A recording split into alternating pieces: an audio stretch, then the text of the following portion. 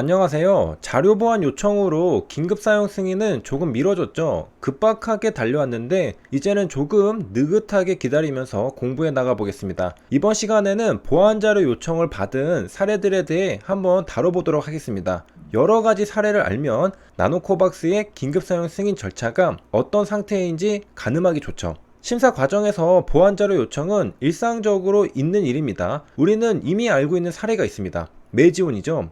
FDA로부터 유데나필에 대한 NDA 보완자료 요청을 받았고 제출을 완료했습니다. 보완자료는 이렇듯 제출하면 되는 겁니다. 그리고 심사를 이어나가는 것이죠. 이제부터는 보완자료 요청이지만 쉽지 않은 보완자료 요청은 무엇인지 알아보겠습니다. 나노코박스가 해당되는지 비교해 보시며 시청하시면 좋을 것 같습니다. 2021년 한미약품의 오락솔은 FDA로부터 보완자료를 요청받았습니다. 요청받았으니까 요청한 대로 자료를 제출하면 되는 것이죠. 그런데 쉽지 않은 경우가 있습니다. 일단 FDA가 요청한 자료가 무엇인지 알아야겠죠. FDA는 보완 자료를 요청할 때 보완 요구 서한을 제약사에게 보냅니다. 보완 요구 서한은 CRL, Complete Response Letter라고 합니다. 제약사가 FDA로부터 CRL을 받으면 보완 자료를 제출해야 하는구나 알게 되는 것이죠. FDA가 보완 자료를 요청했던 건 부작용 우려 때문이었습니다. 오락솔이 호중구 감소증, 후유증의 우려가 있다는 것이죠. 그러면 안전하다는 데이터를 제출하면 되잖아. 그런데 문제는 그 데이터가 어디 있느냐는 것이죠. 없죠. 왜냐하면 허가 절차를 진행할 때 모든 자료를 제출했을 텐데 FDA가 모든 자료를 검토하고도 호중구 감소증 우려가 있다고 판단했기 때문입니다. 그러니까 현재 존재하는 데이터로는 안전성 입증이 전부 충족되지 못했다는 겁니다.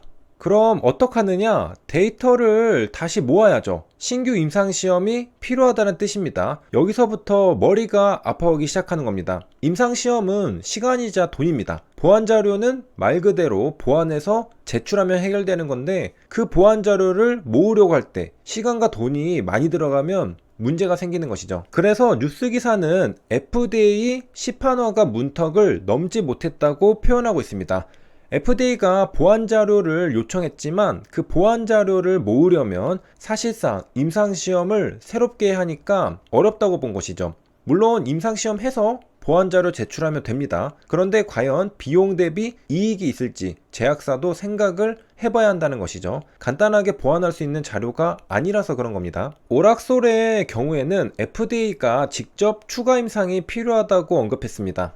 적절하고 잘 통제된 신규 임상시험 수행이 필요하다고 말이죠. 참고로 오락솔은 경구용 파클리탁셀입니다. 오락솔은 FDA 심사에서 문제가 된 게 효능이 아니었습니다. 바로 독성이죠. 안정성은 시판허가에서 매우 중요합니다. 오락솔은 한미약품이 아테넥스에게 기술 이전한 파이프라인입니다. 아테넥스가 FDA의 시판허가 절차를 진행하고 있는 중이었죠.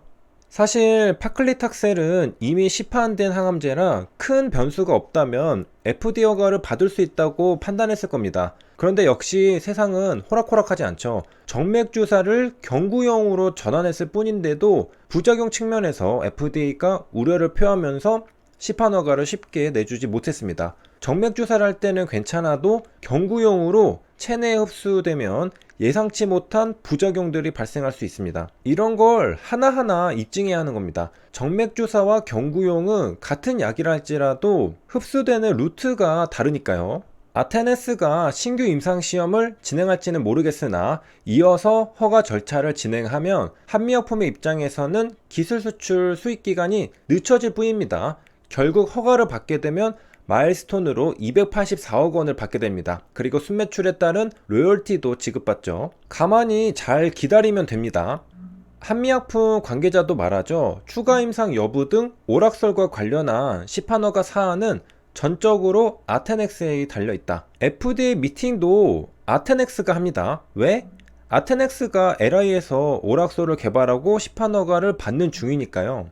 아테넥스는 임상시험을 할까요? 안 할까요? 여러분은 어떻게 생각하시나요? 아테넥스의 판단은 아테넥스가 처한 상황에 달려 있습니다. 아테넥스는 사가드 헬스케어로부터 592억 원 규모의 투자를 유치했습니다. 그런데 이 투자는 조건부죠.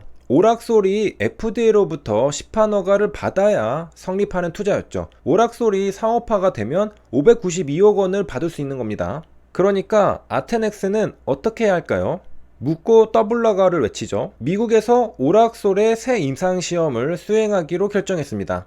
그래서 아테넥스는 새 임상시험의 디자인을 모색하고 있다고 합니다. 그리고 4분기에 FDA에게 제시한다고 하죠. 아테넥스는 타입 A 미팅을 했는데요. 여기에서 FDA가 적절히 설계된 임상을 통해 CRL에서 제기된 보안사항을 충분히 해결할 수 있을 것이라는 점에 동의했다고 밝혔습니다.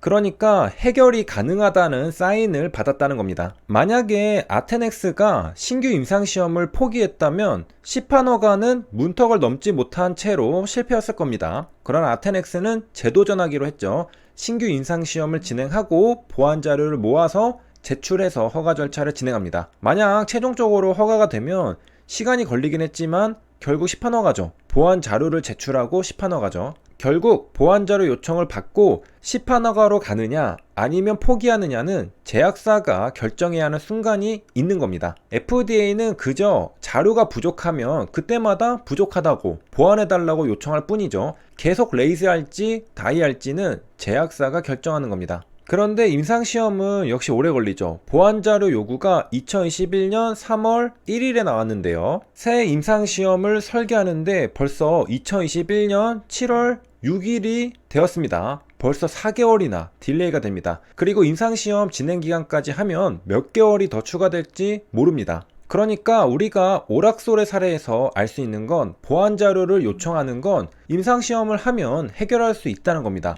FDA도 해결할 수 있다고 동의했죠. 그러나 문제는 결국 시간이라는 것이죠. 시간이 오래 걸리기 때문에 임상시험을 해야 하는 보안자료 요청은 쉬운 길은 아니구나 알 수 있다는 겁니다. 지나가는 말로 아테넥스는 FDA와 타입 A 미팅을 진행했는데 메지온도 타입 A 미팅을 요청했지만 FDA는 따로 미팅을 진행하지 않았습니다. 미팅할 필요 없이 NDA 준비하면 된다는 소리죠. 회사가 이미 해결 방안에 대해 정확하고 성실하게 설명했기 때문에 따로 타입 A 미팅을 잡을 필요는 없다는 게 FDA의 입장이었죠. 그러니까 메지오는 FDA가 우호적인 반응을 보인 것으로 판단하고 자신감을 갖고 있는 상태입니다. 반면에 아테넥스는 타입 A 미팅을 해야 했죠. 왜냐하면 임상시험 디자인에 대해 FDA와 논의해야 했기 때문입니다. FDA의 의견을 들어야 했죠. 그러니까 FDA는 의논할 게 있으면 미팅을 하지만 의논할 게 없으면 따로 미팅은 하지 않는다는 것도 알 수 있습니다. 이렇게 해서 이번 시간에는 보안자료 요청의 사례를 살펴봤는데요. 어떤 자료를 요청했는지에 따라 빨리 끝나기도 오래 걸리기도 합니다. 오래 걸리는 경우는 새로운 임상시험이 필요한 경우였죠. 시간이 상당히 걸립니다. 이런 관점에서 볼 때 나노코박스는 새로운 임상시험은 아니었고 그리고 조만간 참고할 만한 임상 3비상도 결과가 나오죠. 오락솔과는 다른 케이스라는 걸 알 수 있습니다. 여기까지 시청해주셔서 감사합니다.